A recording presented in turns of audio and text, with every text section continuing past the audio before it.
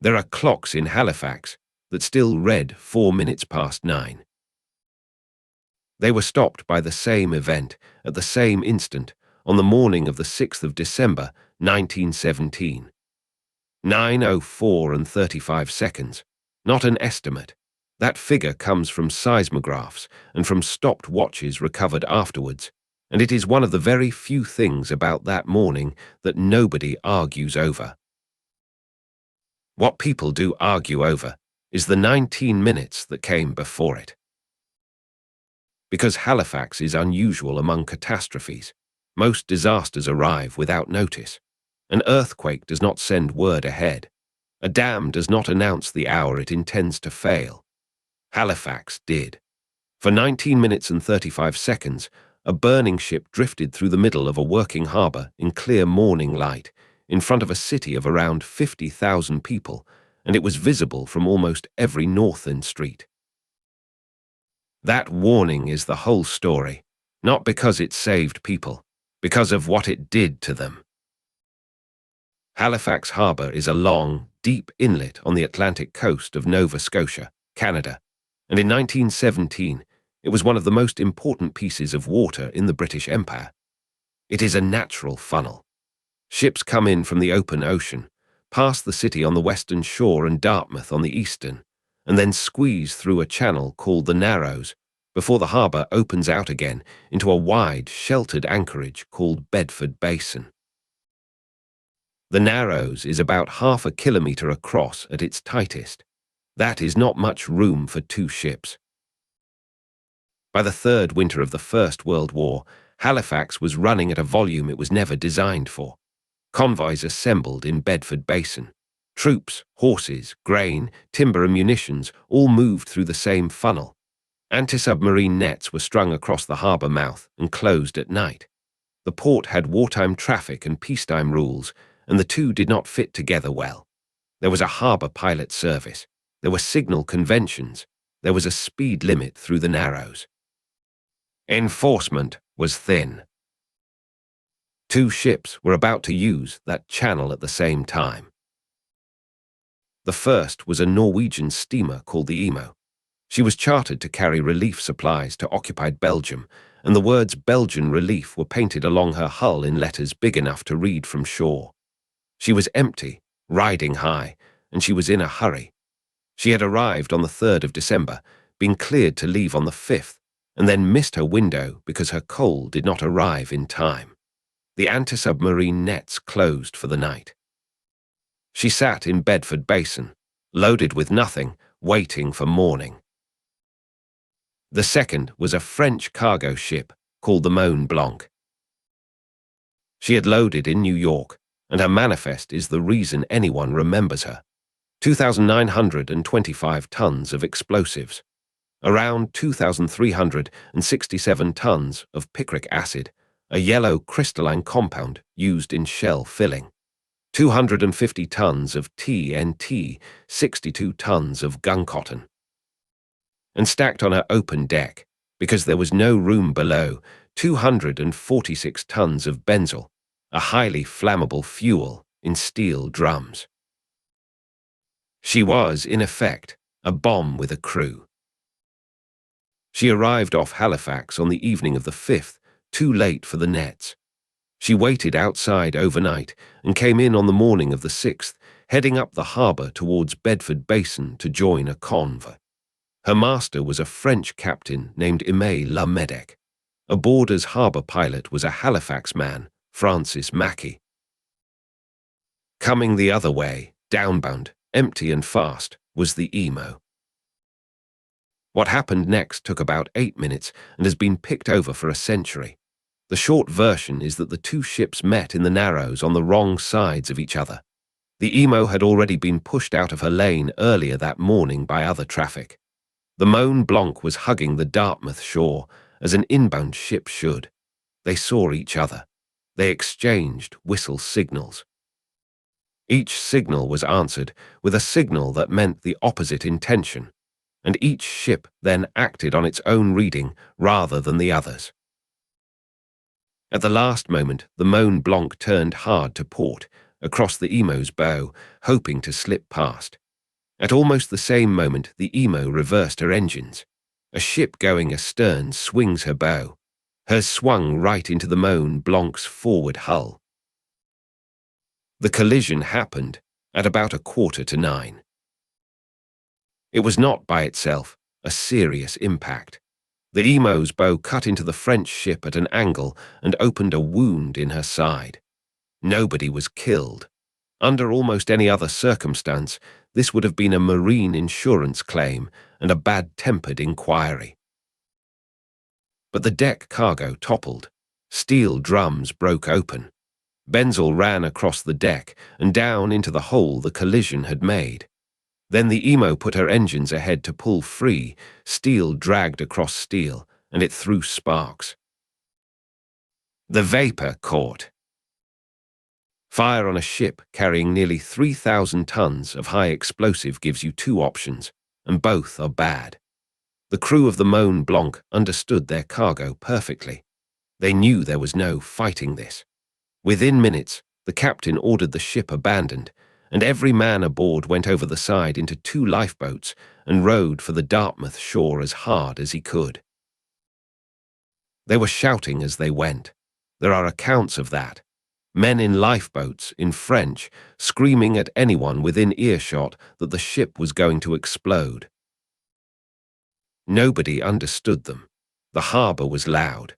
The fire was loud. The men were half a mile from the people who most needed to hear, and they were shouting in the wrong language, and the ship they had just left was still moving.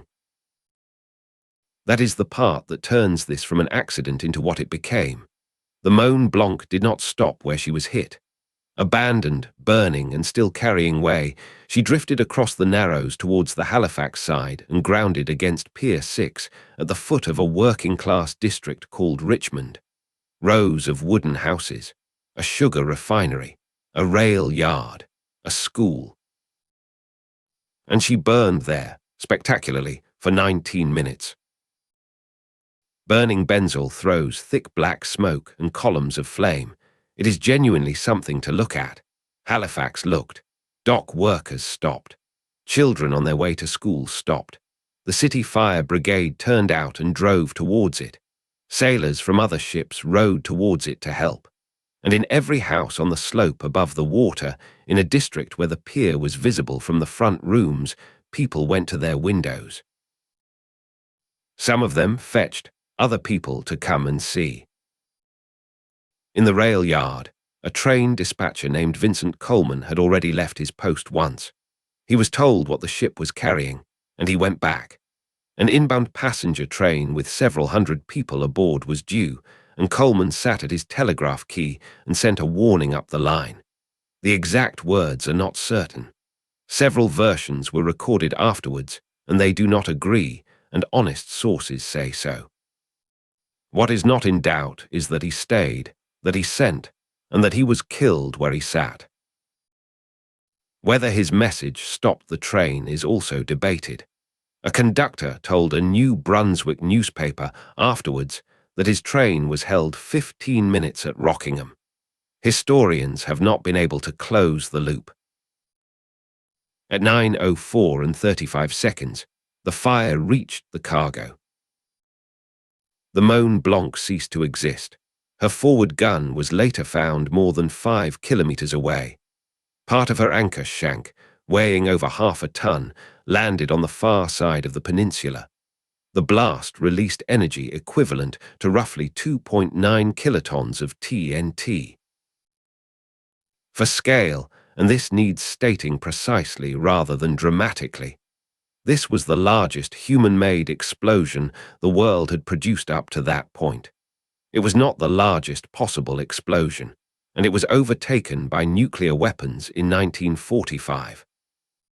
The careful version comes from the historian J. White, who argued in 1994 that Halifax remains unchallenged only when 5 things are weighed together: the number of casualties, the force of the blast, the radius of devastation, the quantity of explosive, and the value of property destroyed.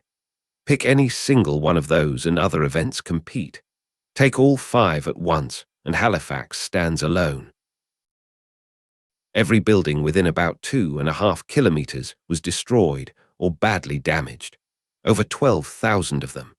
The district of Richmond effectively ceased to be a place. The blast pushed the water out of the harbour bottom, and the water came back as a wave that reached as high as 18 meters above the high water mark on the Dartmouth side. It swept away a Mi'kmaq community at Turtle Grove that had been there for generations. 9 bodies were recovered. There were 11 known survivors. Then the stoves came out of the walls. Every house in the North End was heated by coal or wood on that December morning, and the blast collapsed the buildings on top of their own fires. What the explosion did not flatten, it set alight. Around 1,600 people were killed immediately. The Nova Scotia Archives maintains a database, the Halifax Explosion Remembrance Book, of people known to have died in the blast, in the days after, or later from injuries directly caused by it. That database holds 1,782 names. Broader estimates reach around 2,000. Roughly 9,000 people were injured. 6,000 were left homeless, and 25,000, half the city, were left without adequate shelter. Now the part that makes Halifax medically distinctive. The dominant injury was not burns. It was not crush injury. It was glass. Almost every window within a very wide radius of Pier 6 was blown inward as a spray of fragments moving at high speed. And because the ship had burned for 19 minutes in full view, an extraordinary number of people were standing directly behind those windows, facing them at eye level at the moment they arrived. The warning had positioned the victims. 12 ophthalmologists worked the aftermath. Between them, they treated 592 people for eye injuries and performed 249 enucleations, the surgical removal of an eye. 16 people lost both. Those figures come from a review published in the British Journal of Ophthalmology in 2007, drawn from archived government and personal documents held in Nova Scotia. You will see much larger numbers repeated online. Treat them carefully. The documented figures are these, and they are terrible enough without inflation. There is a reason so many eyes were removed rather than saved. In 1917, surgeons had a real fear of a condition called sympathetic ophthalmia, in which a penetrating injury to one eye triggers an immune reaction that destroys the other. Faced with hundreds of penetrating injuries, a shortage of surgeons, and no antibiotics, removal was the conservative choice. It was not carelessness. It was the arithmetic of that moment. The weather then did what weather does. The following day, a blizzard put around 40 centimeters of snow on the ruins, on the search parties, and on the people still trapped under them. Help came anyway. Camp Hill, a newly built military hospital, admitted about 1,400 casualties on the day itself. Trains came from across Nova Scotia and New Brunswick, and from Boston, 650 kilometers away, the Massachusetts Public Safety Committee and the Red Cross put together a relief train with a full medical unit that arrived on the 9th, having fought through the same blizzard. Massachusetts eventually sent around $750,000. Halifax has sent Boston a Christmas tree in thanks nearly every year since 1971, and it stands as Boston's official tree. So what did all of this actually change? Here it is worth being careful, because Halifax attracts legends. The most popular one is that the disaster invented modern pediatric surgery through a Boston surgeon named William Ladd, who came north with the relief unit and treated large numbers of injured children. It is a good story. It is not true.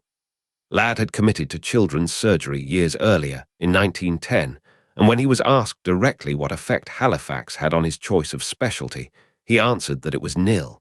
His own words. The claim that Halifax rewrote emergency medicine wholesale does not survive contact with the record either. What does survive is smaller and in some ways more interesting. A blind relief fund was set up for the survivors, and the people it supported were among the first constituency for the Canadian National Institute for the Blind, founded the following year. Halifax did not create the CNIB on its own blinded veterans returning from the Western Front with a larger driver, but it put a domestic, civilian face on mass blindness in Canada at exactly the moment the institution was forming. Second, the Halifax Relief Commission. It was set up within weeks. It rebuilt the North End, and then it did something unusual. It stayed. It paid pensions to survivors and dependents of the dead, and it did not wind up until 1976. 58 years. That is not disaster relief. That is a long-term liability accepted and administered for injuries caused on a single morning. And third, the one almost nobody mentions. An Anglican priest in Halifax named Samuel Henry Prince lived through the explosion and its aftermath, went to Columbia University, and turned it into a doctoral thesis. It was published in 1920 as Catastrophe and Social Change. It is generally regarded as the first systematic study of how human beings and human institutions actually behave during and after a disaster, the founding text of an entire field. Every modern emergency plan that assumes people will behave in describable, predictable ways under catastrophe is standing, at some distance, on that book. Which brings it back to the 19 minutes. Halifax had a warning. The warning was clearly visible, it lasted long enough to act on, and it reached tens of thousands of people. It still produced one of the worst civilian casualty events of the war in a city nobody was attacking, because a warning that arrives without instructions is not a warning. It is a spectacle, and a spectacle draws people towards the danger and puts a sheet of glass in front of their faces. That is the lesson Halifax wrote down, not how to build stronger walls, how to tell people what to do with the time they have left. The disasters that changed how we build.